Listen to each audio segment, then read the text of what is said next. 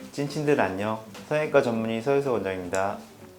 눈성형 하러 가면은 성형외과에서 트임과 눈매 교정을 세트로 권하는 경우가 많거든요. 그거에 대해서 정말로 내 눈에 필요한 건지, 앞을 트고 동시에 위쪽을 좀 터서 라인이 부드럽게 뻗어나갈 수 있게 만들어줘야 되거든요. 뒤트임이나 밑트임 같은 경우는 너무 많이 하게 되면 인상이 우울해져요. 결론은 자기의 눈에 맞춰서 트임을 하는 거죠.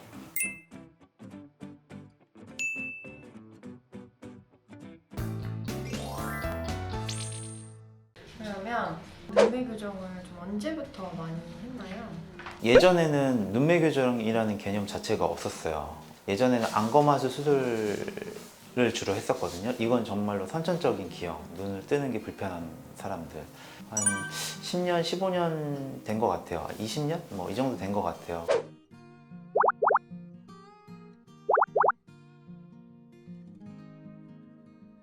예, 케이스가 늘어나고 건수가 늘어나니까 한 가지를 발견하게 된 거죠. 예전에는 무조건 쌍꺼풀 라인 높게 잡으면 좋은 거라고 생각했거든요. 근데 라인을 크게 잡으면 크게 잡을수록 졸려 보이거든요. 그러면서 차츰 생각을 한 게 눈 뜨는 근육을 강화시키면은 이런 문제들이 좀 해결되지 않을까. 그런데 안검하수만큼 그런 식으로 인베이시브하게 수술하는 게 아니라 미용 목적으로 살짝만 안검하수 수술 기법을 적용을 해서 하는 방법을 고안을 하게 된 거죠. 그러면서 눈매 교정이라는 개념이 성형외과 의사들 사이에서 처음으로 등장한 것 같아요. 쌍수하기 전에 눈매 교정에 대해서 고민하는 분들이 진짜 많으세요.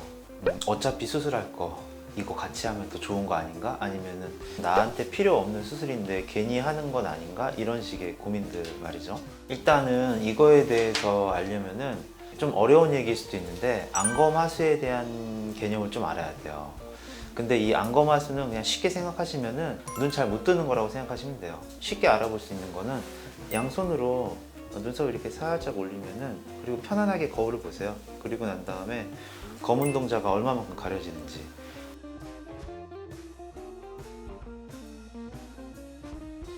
아까 우리 그 남성분 같은 경우에는 제가 눈썹을 치켜 오르니까 검은 동자가 많이 가려졌거든요. 이럴 경우에는 경증 안검하수예요. 그런데 그 반대의 경우도 있어요. 가짜 안검하수가 있거든요. 이건 뭐냐면은 눈 뜨는 힘은 좋아요.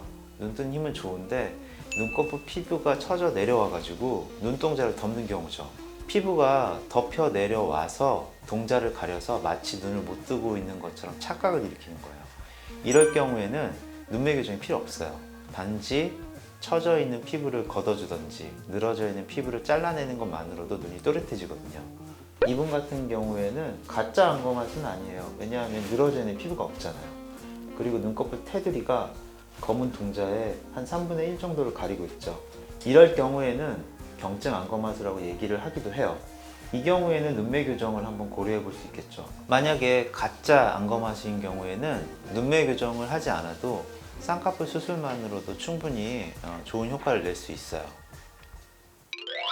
근데 눈매 교정도 풀리는 경우가 있나요? 네, 눈매 교정도 풀리는 경우 있죠. 비절개, 메몰이라는 것 자체가 일단은 그렇게 단단한 수술은 아니기 때문에 라인이 약해지면서 동시에 눈매 교정도 같이 풀려요.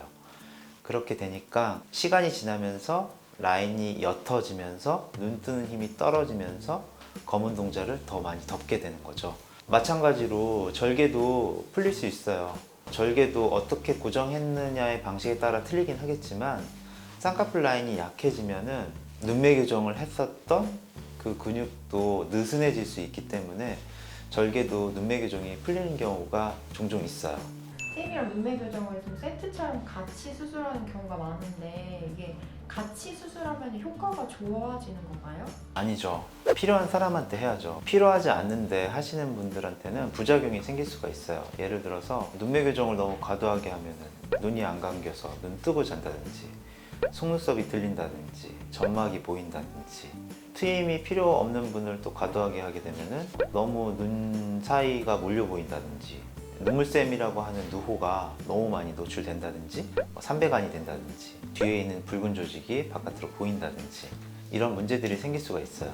나의 눈의 구조, 내가 얼마만큼 틀 수 있는가, 내가 생각하는 라인과 잘 어울리는가, 나의 이미지와 잘 맞는가, 이걸 통해서 수술 여부를 결정하고 수술 범위를 결정하는 게 제일 좋은 것 같아요. 적절하게 사용하면은 단순히 쌍꺼풀 라인을 만드는 것 플러스 더 좋은 결과를 추가적으로 낼 수 있는 거고, 또 어떤 분들은 트임하고 눈매 교정을 하셔야 되는 분들도 있어요. 다만 제가 말씀드리고 싶은 거는 이게 나한테 맞지 않는데 굳이 다른 사람을 따라서 할 필요는 없다라는 거죠.